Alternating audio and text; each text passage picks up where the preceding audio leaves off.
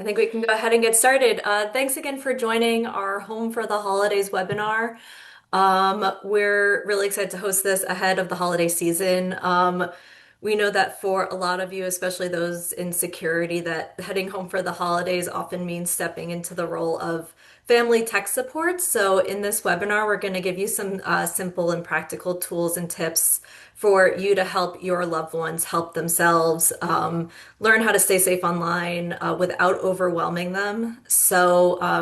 Before I turn it over to our Executive Director, Lisa Plagmeyer, just a few notes that this webinar is being recorded. The recording will be sent out tomorrow, along with a few resources and links that we'll mention throughout the talk. And you can submit questions at any time using the Q&A box. We'll try to get to as many of them as possible by the end of the session. And with that, I'll turn it over to Lisa to get us started. Thanks, Jen. I see a lot of familiar names in the chat. Hello, everybody. It's still barely morning for me, so I'm going to say good morning. Somebody said they just did a webinar for seniors on how to spot and avoid scams. That's awesome, Fred, last week. Hello from Beaver Island. That's one of the places where we did a pilot, Beaver Island, Michigan, in the middle of Lake Michigan. Anyway, keep it up in the chat. Really nice to see everybody there. This is going to be a pretty laid back session. First, I'm going to go through some background on why we did this and what this actually is.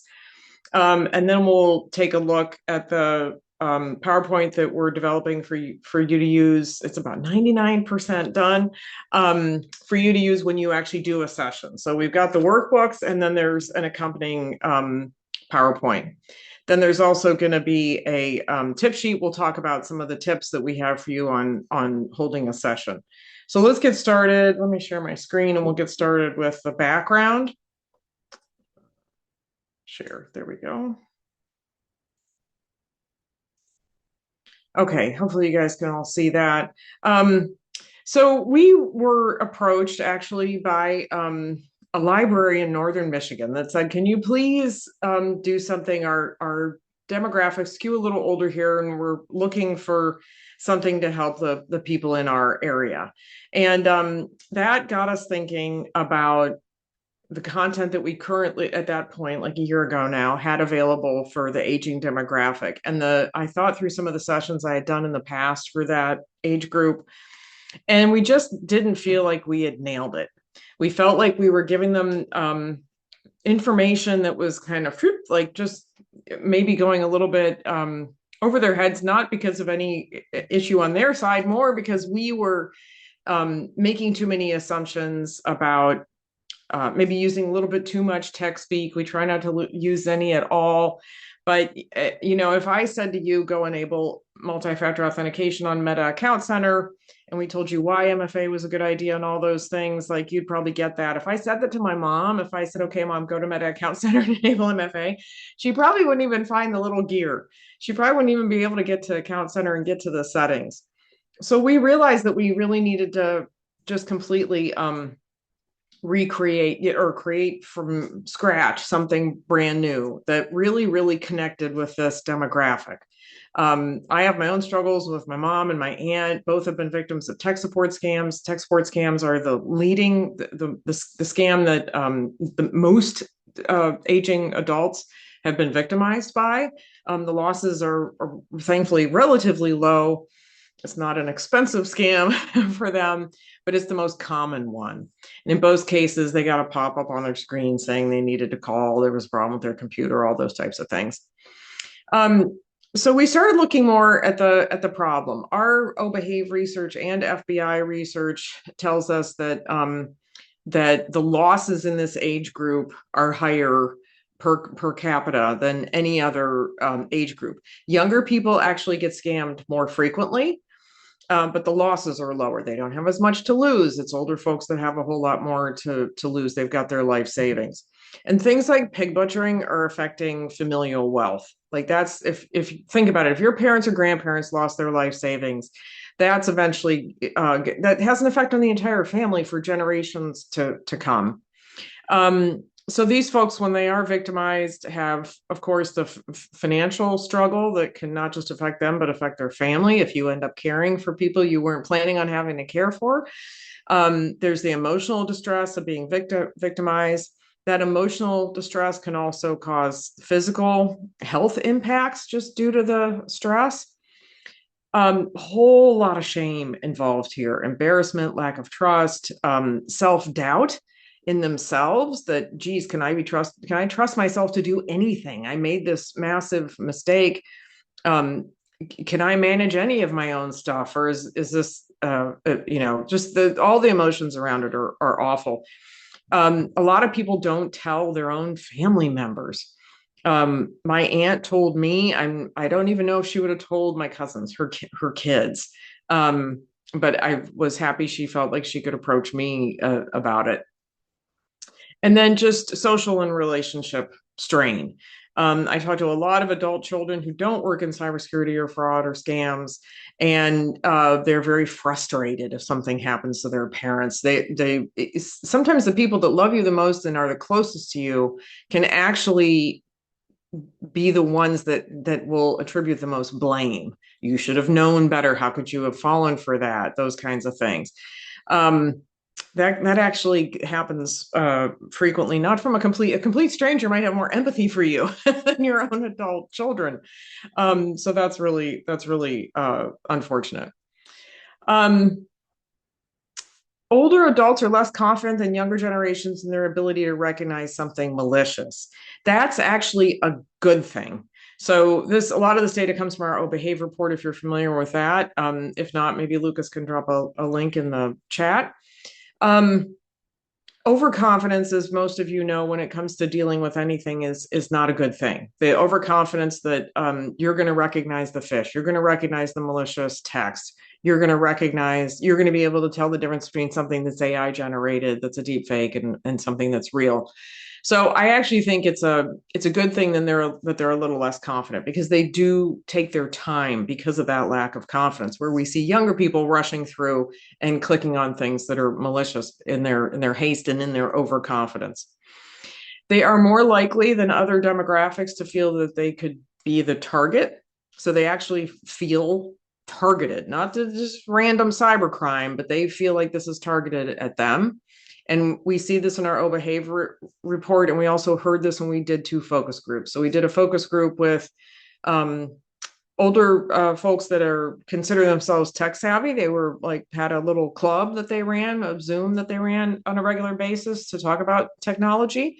Um, and they were all avid technology users. And then we did a focus group with a group of seniors that didn't necessarily consider themselves tech savvy, but we heard the feisty little old lady say, I think they're targeting me, and I like to text something rude back or email something rude back. They're angry. Um, they are less likely to find it easy to stay secure. A lot of the instructions and everything, this isn't technology they grew up with. So some of the things, like I said earlier, if I tell you to enable MFA, you'll go figure it out. Those things are going to be are going to feel more complicated to them, even following explicit instructions. Um, they are more optimistic and feel like losing money or data on the internet is avoidable. And that's a really good thing, because that tells us that they're teachable. They know that it doesn't have to be this way. Whereas younger people in our study tell us that they feel like it's inevitable. I'm going to lose data or money on the internet. And they're just kind of flippant about it, which is unfortunate, because it doesn't have to be that way. So these are good things. They're also more likely to see the value in protecting themselves online. As you can imagine, if young people think it's unavoidable, then they don't see the value of even trying. And older folks don't feel that way. So this is a very, very, very teachable demographic. So they told us in the focus group, they know they're being targeted. They're angry about it.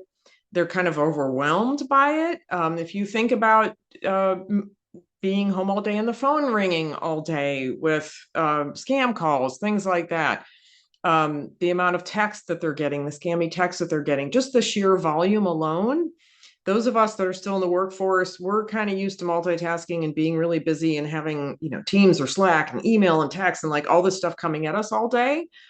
I will say that my parents and my aunt, like they're not used to that sort of volume of noise from technology. And so when you look at the percentage of that that's actually malicious or spammy traffic, that can feel really, really overwhelming. Like it's just coming at you really, really quickly, and there's just a lot of volume. Um, so they're going to persevere. They want to keep using technology. They want to be able to follow their friends on Facebook. They want to be able to FaceTime with their grandchildren. This has opened up, especially like my parents, if you've got mobility issues, technology opens up a whole world to you and a way of staying in touch that wasn't available 20 or 30 years ago. So they're going to persevere because they definitely see the benefits. So after the two focus groups that we did. We created the workbook. I did two pilot sessions in Northern Michigan, one in Beaver Island and one in Gaylord. After each one of those sessions, we made improvements to the workbook. We also had it reviewed by the National Council on the Aging and the Florida Department of Elder Affairs, and both of them provided input that we incorporated. TIAA was our first sponsor. We're really, really grateful to them because they sponsored this before we even created anything. They just liked the idea. And I think any organization that comes in to sponsor something that doesn't even exist yet is fantastic. And then Google has also supported the campaign. So we created the workbook and the microsite. Lucas, if you want to drop a link to the microsite in there. So we realized that this demographic still really likes paper. There have been other organizations that have created brochures and pamphlets and workbooks and things like this in the past. And so we kind of did like a competitive landscape analysis. We looked around at all the other content that's available. There's great stuff out there from AARP and other organizations, but there wasn't anything printed that was super, super, super like simplified and also like appealing. These cute little old people, they're adorable. We get so many compliments on just the graphic style. FA, our creative director, did an amazing job on this. So we decided to use analogies to teach about these concepts. So, for example, you see the lock and the deadbolt to talk about MFA. We wanted to use things that were relatable to them to explain the concepts, and then give them very explicit advice. And that was one of the biggest challenges, because if I say to you, go enable MFA on an account or something, your first question is going to be, well, how do I give somebody instructions, detailed instructions, like click by click instructions? I don't know what device they're on. I don't know what operating system they're on, right? So there could be a million different sort of combinations or options depending on the device and the OS and all that stuff. So what we decided to do was boil the ocean and handle the most common use cases. And these days, the user experience is so similar that if they have a different operating system or they're on a different device, then hopefully it'll look similar enough that they can follow the instructions. So what you see in the workbook is QR codes, and on the website, QR codes that go to short how-to videos that are just a minute or two long, that are screen captures, step by step by step, of how to do some of these things, because this is really what these folks need. They need that level of detail. That's what they find most helpful. And so if you think about watching a video with the screen captures and having that going in one window, and then trying to use the website in another window, that window switching, and then trying to do the thing on their device that they're watching the instructions for, that's a lot of windows or a lot of screens. And me, I got I even have a travel screen. I got two screens with me at all times. But for somebody like my mom who might be on her iPad or something, like that's really difficult, that sort of screen or window switching. So the printed workbook makes it easier because they can have that open and be looking at those instructions. Maybe they use their phone for the QR code to watch the instructions on their phone, and then maybe they're on a laptop or a desktop where they're actually following the instructions, like implementing the advice. So if you think about that really practical application of how is somebody going to do this, that's easy for them, that this is why we took the approach that we did. So in the workbook and on the microsite, you're going to see that we cover scams and fraud. Of course, things like pig butchering are a huge problem right now, especially for the aging demographic. Multi-factor authentication, of course, passwords and password managers. We don't tell them they have to ditch the password notebook, but we explain the alternative to the password notebook. And then software updates and the difference between an upgrade versus an update, like language like this that you and I take for granted. Somebody like my mom, and I've had this conversation with her, she's going to get confused between some advertising, some aggressive advertising from a technology company that's telling her she needs to upgrade versus update. So things like that can get super, super confusing. So we wanted to make sure we covered that, because a lot of the advertising that they're getting makes the confusion worse, unfortunately. So as I said, we've got the online workbook or the microsite. We've got the physical copies that you can order. We've got those how-to videos. And then we're doing hands-on live workshops. We're working with a couple of different organizations. One that we've already got in the calendar for 2026 is the Cleveland Clinic's Neurology Clinic in Las Vegas, Nevada. So we'll be doing at their community center. We'll be doing sessions there, and we're getting more and more requests and talking to more and more organizations to see how many. In one state they've reached out to us. We're going to train the trainer so that then they can carry that content through the state. We're having those types of conversations with a couple of different state organizations. So we're really excited about that. This is just our cute little couple animated there. More pictures of the workbook. These are safe QR codes if you want to go straight to the website or straight to the workbook ordering page. So a few words about the workbook, because we do get inquiries along these lines. If you want to put your own logo for it, we have a small one-time fee for that. You can, if you're at a financial services institution, at a bank or something, or a hospital or whatever, and you want your logo on the workbook, we can do that. We're happy to do that. The pricing really just covers our costs. The workbooks are obviously cheaper the more you order, right? Like we do printing and shipping in bulk. The shipping is actually the bulk of the price. Like that's actually more expensive than the printing in a lot of cases, depending on how many you order. But we have tried to keep that as low as we possibly can. If you're a nonprofit, if you're in a situation where you really want to hold some sessions and you don't have funding, reach out to us and we'll see what we can do. We'll see how low we can get that, or if we can use some of our other funding to help you. You can send an email to info@StaySafeOnline.org. But really, the pricing you're going to see when you get to the website it's tiered, and it's basically at our cost. So now I'd like to show you. Let me stop my share. I'm going to bring up a different deck, and I'm going to show you what we're creating. And the thing that I said is about 99% done.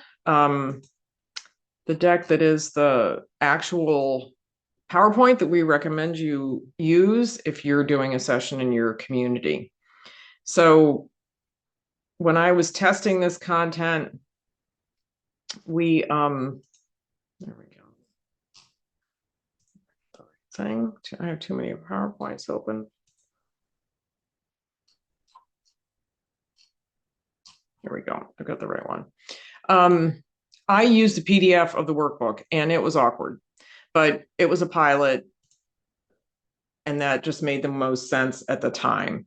So I've taken what I've learned from those couple of pilots that we did to create an actual PowerPoint that you can use. And we have put in here, and I'm going to take questions later. So keep posting those. So what we've put in here is speaker's notes. So this is our suggested deck that you use. I dropped in here a little bit about our organization. You can take that out. I'll probably take that out before we finish this. Why is it not advancing? PowerPoint has decided it's going to hang on me. Give me a second here. Sorry about that. Maybe I'll take some. There we go.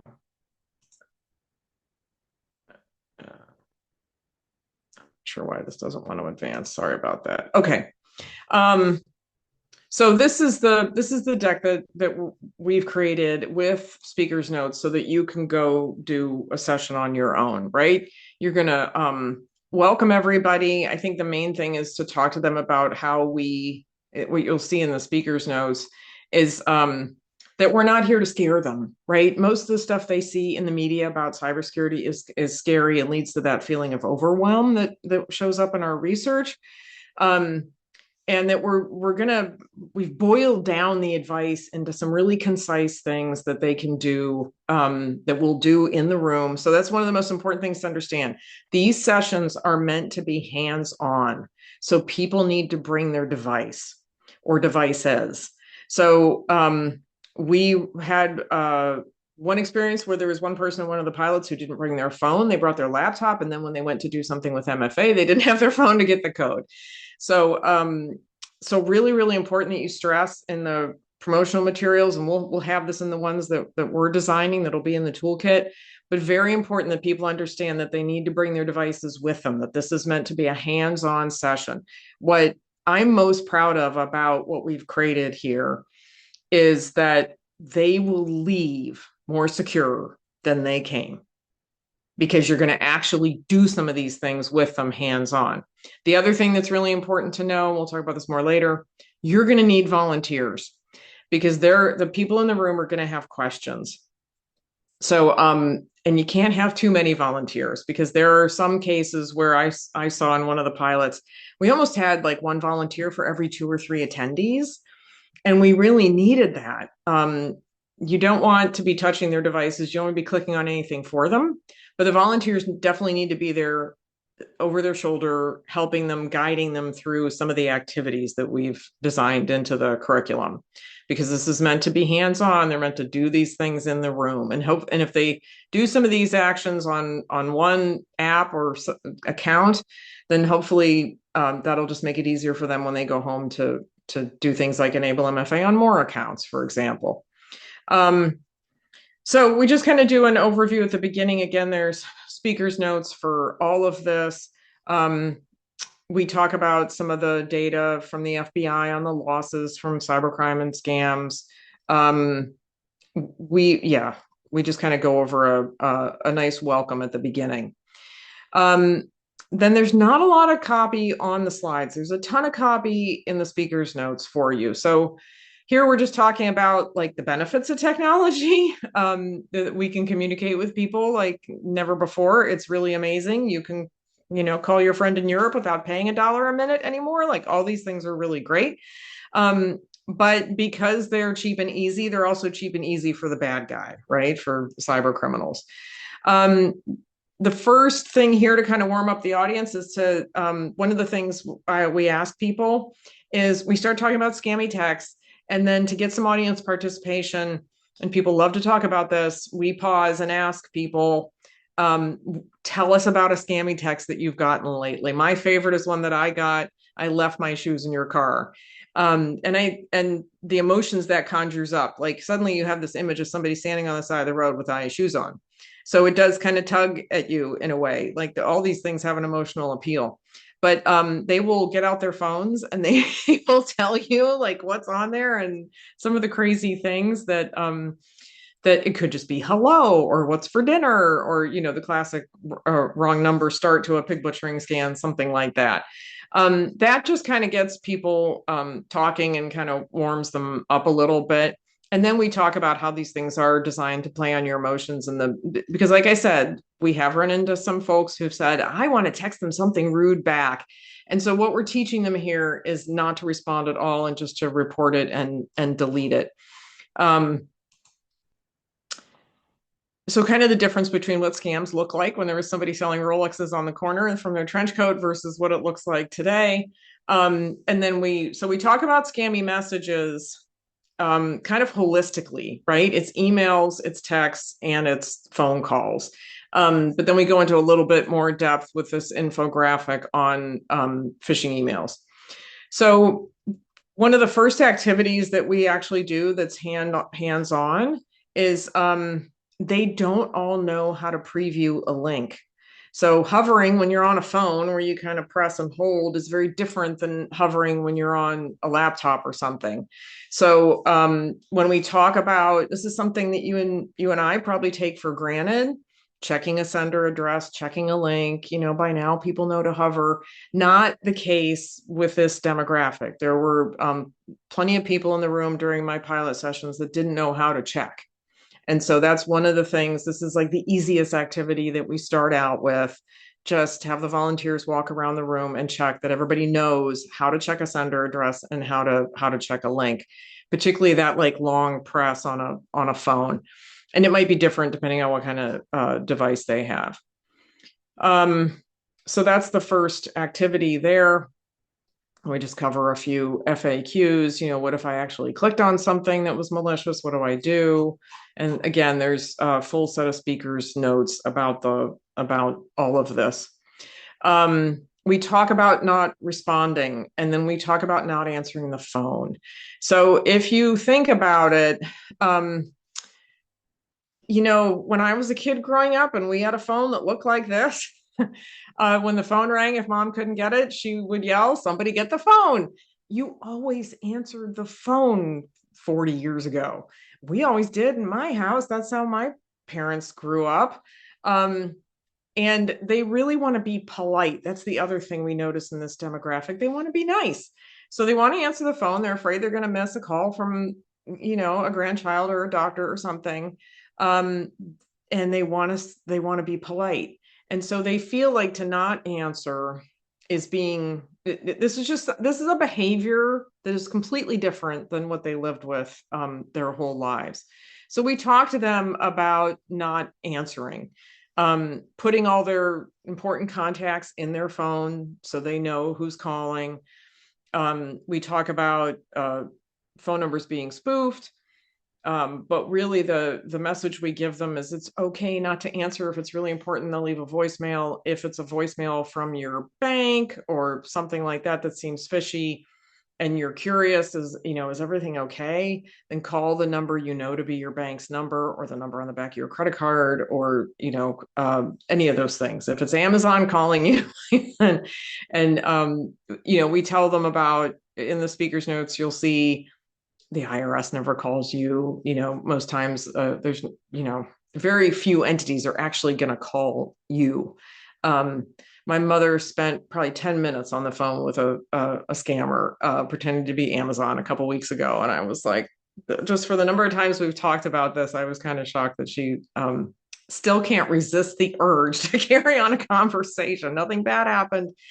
But the thing is, and one of the things we have in the speaker's notes, the bad guys know, just like any other marketers, they know that their chances of success in a scam are higher if they can get you on the phone compared to an email or a text. They are more successful when they get a conversation going with somebody. So once we kind of talk through that, we explain why you just don't even want to pick up the phone. It's okay not to answer. You're not being rude, but this is something that is really difficult for this demographic because their whole lives it was okay to answer the phone, and now it's not. We get into in the speaker's notes in those last couple slides, we get into pig butchering because this is a huge problem for this demographic. I don't know if you, like me, have seen other crypto scams, like the videos of an elderly gentleman standing in a crypto ATM, just feeding cash into it. We talk about crypto ATMs. They really don't even need to exist. A lot of states are starting to outlaw them, thank goodness. But we have this video available if they want to watch it afterwards, or if you want to play a segment of it. It's pretty long, but if you want to play a segment of it, this is John Oliver explaining pig butchering. And he did this about a year or so ago, and it's really, really, really well done. It talks about, something that's horrible in a way that also incorporates a little bit of humor because it's John Oliver. So you're welcome to use this if there's time or a portion of it. in your planning, if you decide you want to have a little clip of it, it does a really good job of explaining the whole thing. Or you can reference this, they can watch it later, and you can just kind of explain how pig butchering works. We have in the speaker's notes some content about how much the losses are estimated to be from pig butchering. We talk about how little of it is reported. We talk about the connection to Chinese organized crime and sort of, the human trafficking, like the whole thing. Try not to get too scary, but what we're trying to convey is just how sophisticated this is and highly organized it is. And why you shouldn't respond to the text, because it's not even a human, right? It's just an AI script running in a phone bank. We also talk about the fact that in the UK and Australia, they're holding financial services institutions responsible. If the financial services institution has reason to believe they've got signal that you're being scammed, they can actually keep you from withdrawing your money. And that's not the case in the US. There are a lot of people, though, that still believe that your bank will make you whole if you're a scam victim. And in the US, unfortunately, that's not the case. So so we talk a lot about that and that whole dynamic that has actually meant, because that action was taken in those other countries, it actually means that Americans are targeted even more. And then I've got a little sentence in there about the new scam caucus in the House of Representatives. Depending on how that news changes, you might want to update that talk track about what's going on. There's been just the whole world of scams and cybercrime and AI. We've seen, there's 2 or 3 bills floating around right now. So as things change, you might want to update the talk track, and we'll update it in the toolkit. Okay, we encourage people to report when something bad happens. I was doing one of the first pilot, I guess it was, and we were talking about reporting, and I made the comment that whoops, there's a typo in there that should say ic3.gov. I made the comment that you might not hear back, but that doesn't mean that you shouldn't report. And there was a woman who said, "Oh no, they came to my house," and I was like, "They came to your house? Then it must have been something really serious." Her grandson was the victim of sextortion, and the FBI in Northern Michigan did come to his house. So that opened up a whole conversation about family members being affected by things like this.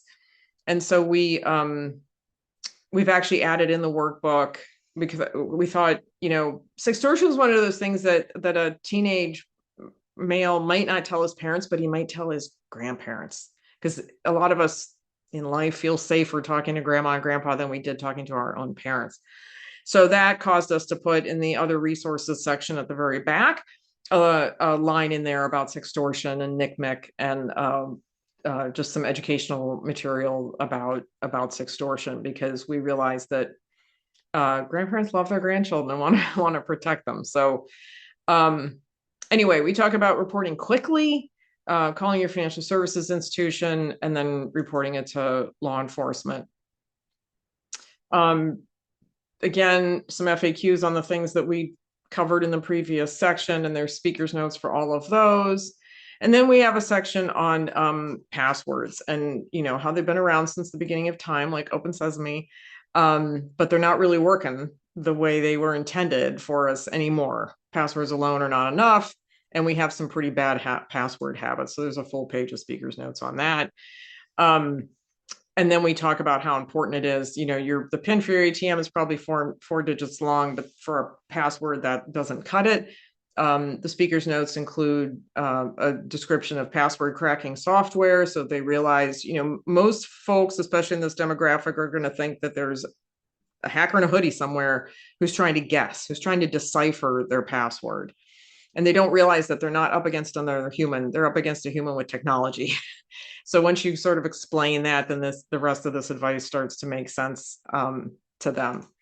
So we talk about what makes a good password: length, maybe complexity. Most websites. Now, the reason that we don't stick 100% to NIST advice, which is just 16 characters or longer, is because most accounts are going to require complexity anyway. And if we tell people that complexity isn't important, we tell them it's nice to have, but length is more important, we don't want to create confusion with the experience they have when they're creating a new password for their bank account, because their bank is probably requiring them to have a long password and one that's complex. And so we talk about this a little bit differently than just the pure NIST advice. Uniqueness, a lot of speakers notes about why that's so important. And then there's some speakers notes as well about pass keys. Then we get into password managers. We don't tell them they have to ditch their password notebook, but we talk about why password managers are a good idea, how safely you can share passwords, like with your adult children, if they're helping you manage some of your stuff. That's like a much better way to share a password rather than texting or something. Um, and then we talk about how if you want to stick with your password notebook, treat it like cash, keep it locked up. Let's see a little bit more about password managers. Then we get into multi-factor authentication. We use that analogy of, two locks is better than one. We talk a lot about social media accounts. And then the activity in this section is to go to Meta Account Center and enable MFA and probably update your password, because Meta only requires a 6-character password. And they usually have to authenticate to be able, they have to use their password to be able to set up MFA. And in my experience at the workshops we ran, a lot of them no longer know their Facebook password because Facebook seemingly never logs you out. So when they go to set up MFA in Meta Account Center, the first thing it's gonna ask is, well, what's your password? And then they're like, well, I don't know my password because I haven't logged into Facebook in a million years because it's always just open. And so then we have to go through a password reset process with them. So this activity takes some time. Make sure you have plenty of volunteers around, because they have to, in our experience, most all of them had to reset their Facebook password to then do MFA. And if they're going to reset their Facebook password, then you can help them to think about one that's not 6 characters long. That's better than the requirement. So that's another one of the activities that takes some time and they need some help. But once they have mastered that, then hopefully they'll be able to do it on other applications and other accounts. Then we go into updates. We kind of compare it to maintenance, like maintenance on your car or cutting your grass or any of those things. We have a couple of FAQs here as well. But this is another activity where if time allows, depending on how the session has gone so far, we want to make sure that everybody leaves there with their antivirus updated, their operating system updated. So this can take a little bit of time. Volunteers walk around and help, tell them where to go to find whether or not there's updates that need to run. As you can imagine, chances are there's going to be a lot of people in the room that have some updates that haven't completed or never even got kicked off. So you're going to want to leave time for this one as well. But you'll have the satisfaction of knowing that they're going to leave more secure than when they arrive. And when they see how to check for updates and run those, then hopefully that'll be a new habit for them. And then we have some additional resources, like I said, on sextortion, pig butchering, things like that, identity theft, and then our contact information here. Okay, so I see some raised hands and stuff. Yes, we do advise them to freeze their credit. I'm going to go backward in the questions. That is included in here in the extra resources at the end. It isn't something we do hands-on during the session, but if you were leading a session where you had time for that and you wanted to add it, it's not difficult to do. You could pick one of the big 3 credit bureaus and have everybody do it right there on their phones. That would be a really good activity to do, and then they can do the other 2 on their own. Let's see. Helping with privacy settings. So we have a link. This might be in the extra resources. I have to look. We have a page on our website that has links that go straight to all the privacy and security settings on a bunch of popular applications. And so if that's not in our stuff, we need to include it. So Lucas, take a note, please. A lot of people talking about password managers. There's a lot of good ones out there. So we generally will tell them to read like Consumer Reports or something like that to help them pick one out, or to use the free versions and see if they like it before they commit. Um, this deck will be available. Yes, Sean is asking, is this deck available somewhere? So yes, we are putting I had the honor of testifying to the House Committee on Small Business last week. So that kind of messed with my schedule because that got rescheduled after the shutdown. So I'm a little bit behind, but we should have the deck finished, I would say, by the middle of next week.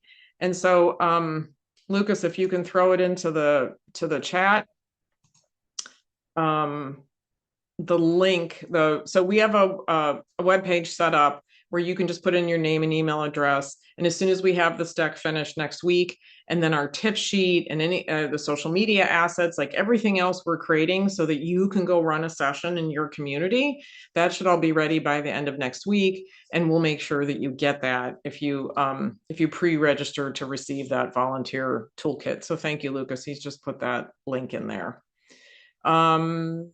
PC Mag also reviews password managers, and I think Tom's Guide does as well. Yes, you could add IRS PIN advice and Social Security monitoring. We're going to have to capture these notes and see if we add some of these things because you guys are coming up with some great ideas. Let me go back up to the beginning, or let me look at the Q&A and see what we've got there. Are there funding opportunities for supporting programs for seniors? Yes, of course. If you send an email to info@StaySafeOnline.org, we are always looking for funders for this program. We haven't started advertising for this yet, but that's next. We wanted to finish the volunteer toolkit first. We had a county in Florida order 900 workbooks, so we're reaching out to them about holding a session, and actually to their representative from the House, because he's also on the new scams caucus in the House of Representatives. So maybe we'll do some in-person sessions there. So we're always looking for funding, whether it's to send out more workbooks. We're going to do a direct mail campaign in the villages in Florida, maybe one in Scottsdale. There are some zip codes where you don't even have to buy a mailing list because virtually everybody in the zip code is in the target demographic. So we're always looking for more funding to do things like this. Will you be coming out with some social media images we can use for then and now on our website, social media email posts? Yes, we will have suggested social media templates. We're looking at doing some templates in Canva so that you could fill in the date and time of the session, things like that. But the most important things to promote are that this is hands-on and you bring your device. Now, you're going to want, like I said, you're going to want to organize volunteers in advance. One of the best things that we saw happen in the pilots was when the attendees brought one of their adult children with them. Their adult children were there to help them, so they were able to help them more than the volunteers. But what we realized is that the adult children learned a lot too. They weren't doing a lot of these things either. So to me, that was just a twofer. That was a bonus. I was really excited to see that. Have we thought about doing resources in other languages? Yes, and we can do that. We've had one request for Polish of all things. That was not one I was expecting. If we were going to do one, for example, in Spanish, we would probably change some of the imagery as well to reflect the Latino population. It's just a matter of resources and people making those requests. But if you email us, then we're happy to talk about that. We can, with the help of AI and our translation agency that we use for OBehave, we've got the resources to do translations. What if you created a print at home book? So the problem with that for us is that is making the workbook available as a PDF. We have QR codes in there. So number one, we feel like even though we share this freely, it is our intellectual property and we want to protect it. Number two, we really don't want a PDF floating around when it's got QR codes in it, because somebody malicious could do something with those. They could swap those out for different QR codes. So we have had a few requests to supply the workbook as a PDF. And we just want to keep control of those QR codes. So that's probably not going to be happening. How many volunteers are needed? Can we do an online event? So we'll probably look at, in January, we'll probably look at doing some online events ourselves. that's going to be a little bit harder with the hands-on piece, right? Because I can't walk around and help somebody, and they really do need that hands-on help. They're going to have questions. Um, in some of the sessions that we did, we had, like I said, maybe one volunteer for every 2 or 3 participants. I know that sounds like a lot. You might be able to get away with less, but I wouldn't worry about having too many volunteers, um, believe it or not, because you will get people that have a lot of questions. Um, as a senior manager, overuse of unnecessary images in the PowerPoint. Somebody is also asking for a PDF. Um, and again, because of the QR codes and how those can be abused, we really don't want to do that. We could look at, so they're also asking if we could do a version without the characters. We get a ton of compliments on the characters. People love them. But we can look at doing something that has fewer images in it if there's more requests for that. Would it be worth covering mis and disinformation? James, that's a really good question. Um, the that to me is a societal problem and a psyops problem from China and Russia. Um, and getting into that just feels like it's drifting a little bit too far away. I mean, there's so much to be done just getting people to use long unique passwords in MFA. I mean, people will be in the room that are still using the same password for everything, have never heard of MFA, wouldn't know where to start to configure it. And so there's so much to be done there. And to me, like that's really at the core of protecting people. And that's why we haven't done anything with mis, dis, or malinformation. Well, then and now appear in senior publications. Um, and you've listed a couple of veterans associations. I think we've reached out to the Veterans Administration, and I'll have to double check. We have reached out to Social Security Administration about this. We have a follow-up call with the Florida Department of Elder Affairs, I think today. AARP has a lot of their own content. We spoke to them about this, and they thought it was great. And they said, well, you can put our logo on it if you want to. but they're like, it just wasn't going to work out, I think, because they're really trying to steer folks to their content, and they have amazing content. They have a fantastic fraud hotline. You don't have to be a member of AARP. They get a gazillion calls a day. Like, they do amazing work. And they'll have us speak on occasion. I did a Facebook Live with them in October for Cybersecurity Awareness Month. But they prefer to produce their own content. Passphrase versus password, that's something that's in there if you want to use a passphrase. We are seeing some indicators, though, that it might be easier for AI to crack a passphrase than a long password that's random because of there being dictionary words in there. So I think the jury's out on that right now. Do you know how long shipping can take on the workbook? Would love to order as a gift for Christmas. Cliff, if you're I see you in the chat. Maybe you can let people know if we can still get workbooks out in time for Christmas. I would think so. But I'm going to let Cliff, who's the master of the fulfillment, he says workbooks take 7 to 10 days. Yep. Okay. So the other thing, somebody said, I can see this being expanded to a 2.0 and a 3.0. Yeah, definitely, for sure. Some of the feedback we got was splitting this in, even the way it is now, splitting it into 2 separate sessions. So if you wanted to do that in your community, you could. The other thing I'll say is that I think we promoted the pilot sessions to be for an hour, and they went for an hour and a half. So if you're going to do a session somewhere, I would actually allow for 2 hours.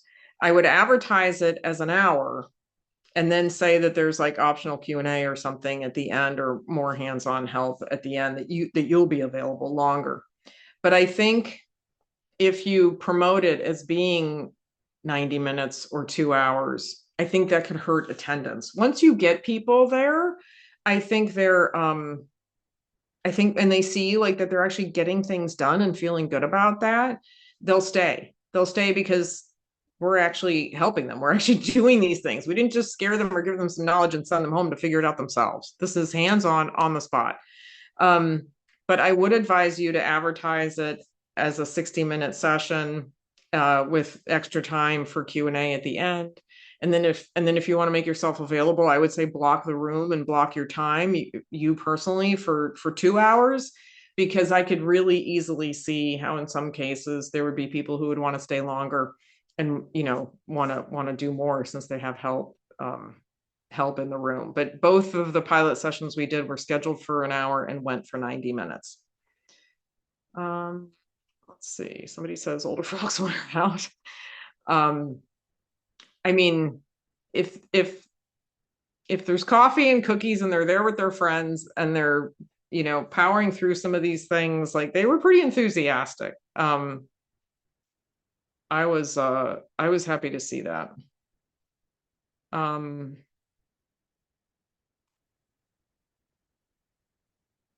just looking through more of the notes here. Lucas or Cliff, anything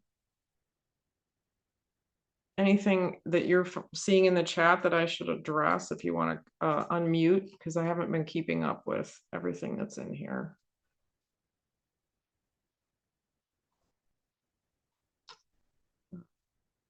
Let me go over some of the other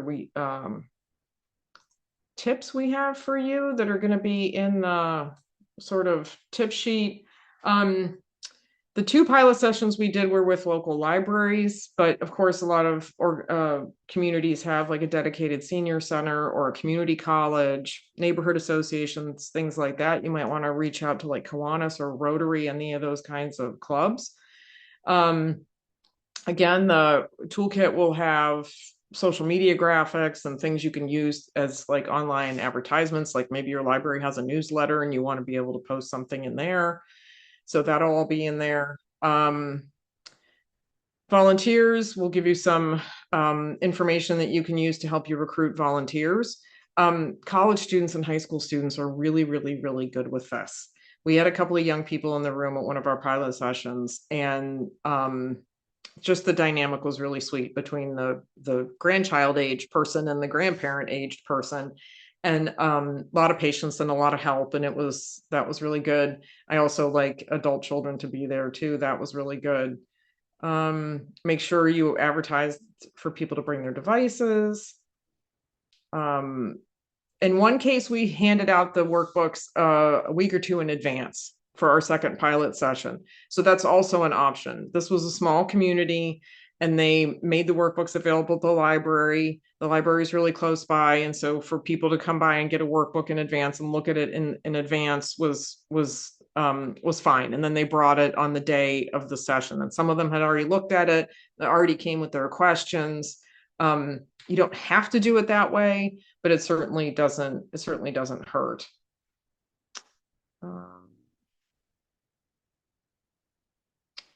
You're welcome to take the talk track that we're putting in the deck and make it your own. If you've got an example of something that happened to you or happened to a family member, by all means, leverage that storytelling to get and hold people's attention. Listen to what they're saying to you. If you start to get signals that they're feeling overwhelmed, if you hear people say things like, I'm not going to remember this, then you need to slow down a little bit, maybe point them to a place in the workbook where the thing that you're doing is in the workbook, and they'll know that when they get home, it's there in the printed workbook, they can find it again. So you want to have your empathy meter turned way up and you want to be listening to them and just kind of, you got to read the room. You have to be able to tell, like, are they following me on this journey or have I lost them? And during the activities, you're going to get a sense of that as well. Okay, we're almost out of time. Any other questions in the chat?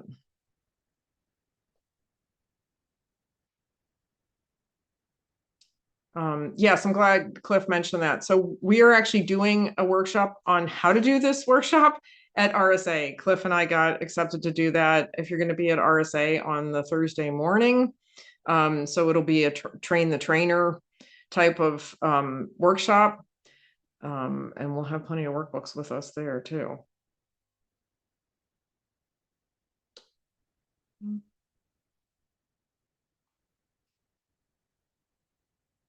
All right, any other, two more questions here. We have 2 minutes left. If we get a request to develop one for the African American community, we're happy to do that. So we had to make a decision. And it looks like you're from Cleveland. We're going to be doing, we're talking to the Cleveland Clinic about doing some in Cleveland and to Key Bank. They might participate as well. If there's a request, we're happy to create that. So we had to make a decision early on in the creative process. Do we change up the characters on every page of the workbook? Do we show people of different races? Or do we keep that same couple? And we got so much feedback that people kind of wanted to see those same characters through the whole workbook, that kind of continuity. And so we left it that way. And we decided that if we had requests, we would do Latino, we would do African American. So Anna, if that's something that's interesting to you, if you think you might be ordering some workbooks to do sessions in your community, then we can absolutely look at that.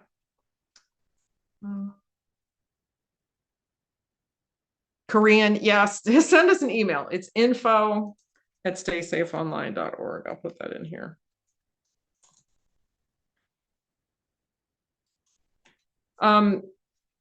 Cliff or Lucas, have I missed anything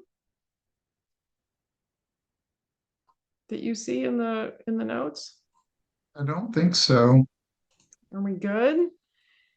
I hope this was helpful. We might do this again, I think, in January when we get the deck done and we get the complete toolkit done next week. Maybe we'll look at doing another one of these sessions where you guys can all have that PowerPoint in front of you. And you can maybe make some changes to personalize the speaker's notes a little bit as we talk through it. Somebody says they had a question. Saveda, do you have a question? And don't forget, we have Convene coming up March in Florida. That's our 2-day event. We just won an award for it, Best Cybersecurity Event. That's coming up in March in Florida, 2-day event for people that work in human risk management. And next summer, August, probably, we're going to be in Boston. I'm really, really excited about that. Thank you, everybody, for attending. Really appreciate your all your comments, and we'll keep going with this with then and now. Thank you.